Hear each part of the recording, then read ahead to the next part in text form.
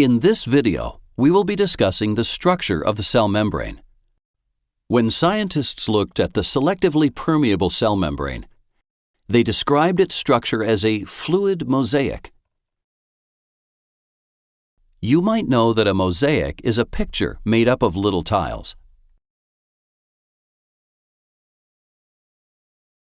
Like a mosaic, the cell membrane is made up of different parts as well.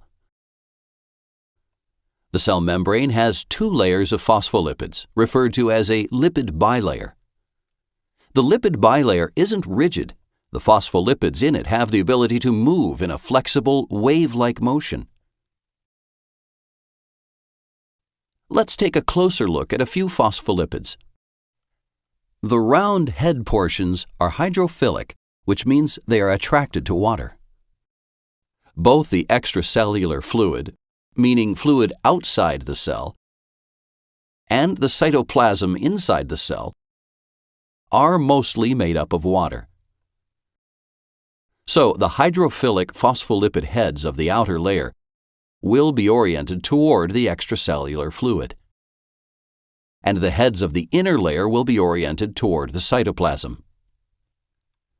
The phospholipid tails are hydrophobic, which means watery areas repel them, so they orient toward each other in a direction as far away from the watery content as possible. There are also scattered proteins embedded in the phospholipid layers, some with carbohydrates attached. So, in the fluid mosaic model, the cell membrane is made up of different parts, and these parts make up a flexible boundary around the cell. But how do the majority of substances get in or out of the cell? Some molecules seep through the little spaces in between the phospholipids, which make up the majority of the semi-permeable cell membrane.